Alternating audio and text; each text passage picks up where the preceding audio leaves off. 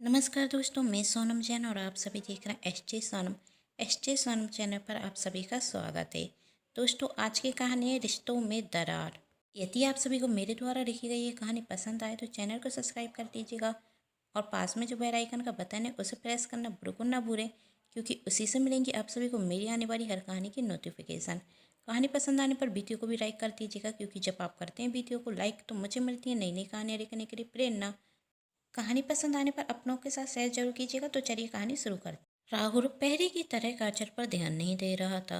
हर लड़की की तरह काजल भी चाहती थी कि उसका पति उससे बातें करे, उसके लिए समय निकाले, लेकिन काजल राहुल का रिश्ता पहले से कमजोर होता दिखाई दे रहा था।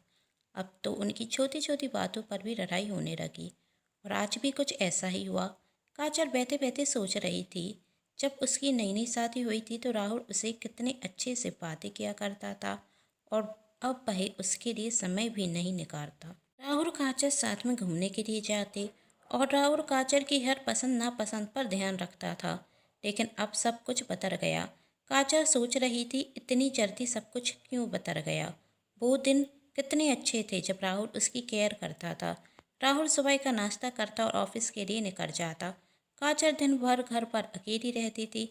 शाम को राहुल के आने का इंतजार करती, लेकिन शाम को भी राहुल ऑफिस के काम में बिजी हो जाता या अपना मोबाइल चलाने लगता। काजल ने राहुल से पूछा, आज खाने में क्या बनाऊं? राहुल, तुम्हारा रोज का है, क्या बनाऊं? जो मन हो बना लो, देख नहीं रही हो मैं कितना बिजी हूँ। राहुल का इस तरह बात करना काजल को भी पसंद नहीं आता, और वही भी राहुल पर चिल्ला जाती और आंखों में आंसू लिए किचन में जाकर काम करने लगती।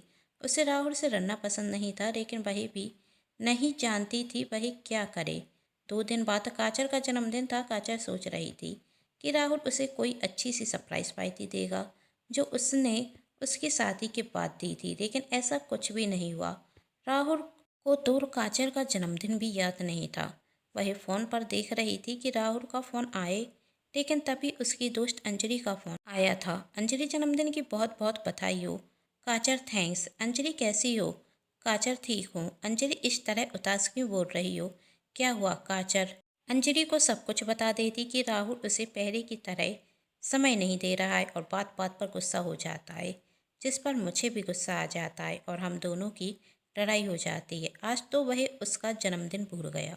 जब मेरी राहुल से शादी हुई थी तो शादी के बाद जब मेरा पहला जन्मदिन था तो राहुल ने कितनी अच्छी पार्टी दी थी, लेकिन आज तो उसे मेरा जन्मदिन भी याद नहीं।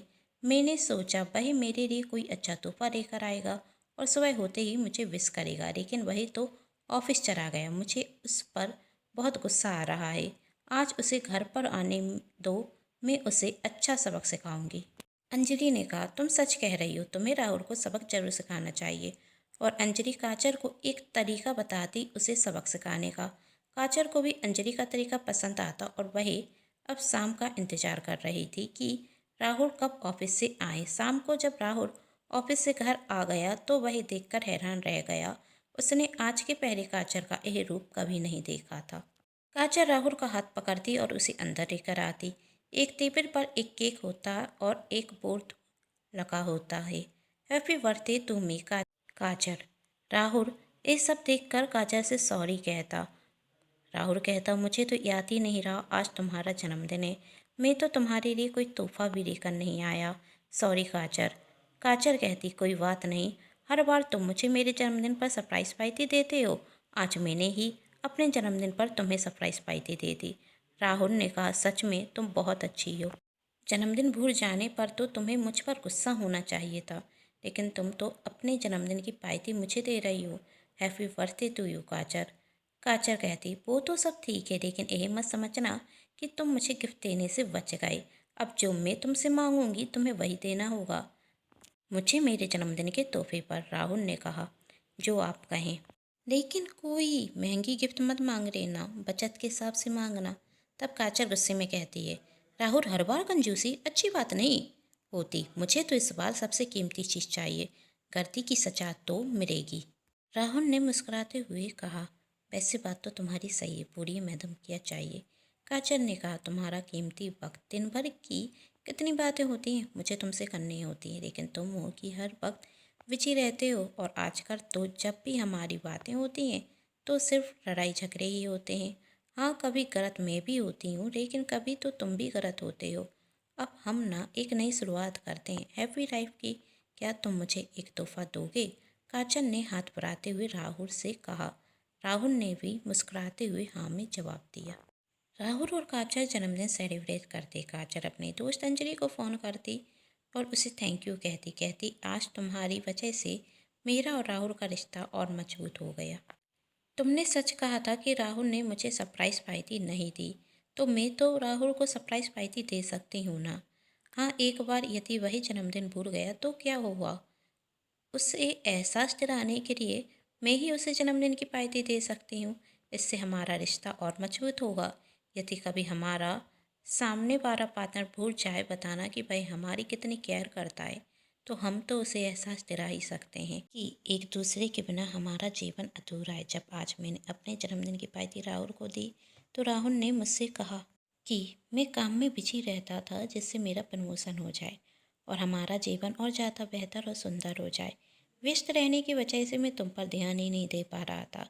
इसके लिए मुझे माफ़ कर दो। मुझे एहसास है कि मैं तुम पर छोटी छोटी बातों पर चिल्ला जाता और इस कारण तुम्हें कितना बुरा लगता होगा, लेकिन सच कहा रहा हूँ, तुम पर गुस्सा होना या तुम पर चिल्लाना मुझे भी पसंद नहीं आता और मुझे खुद पर भी गुस्सा आता कि मैं तुम पर चिल्लाया ही क्यों। काजल, मैं भी तो तुम पर गुस्सा हो जाती थी, जिससे हमारी छोटी छोटी बातें लड़ाई में बदल जाती थी। और काजल अंजलि से कहती, तूने सच कहा था, यदि राहुल ऑफिस के काम में बिजी रहता है तो वह भी मेरे लिए ही तो रहता है। राहुल पर भी बहुत सी जिम्मेदारियाँ हैं, घर की ईएमआई, खर्च, उसे भी तो सब कुछ देखने पड़ते हैं और ऊपर से मैं भी उस पर गुस्सा हो जाती थी।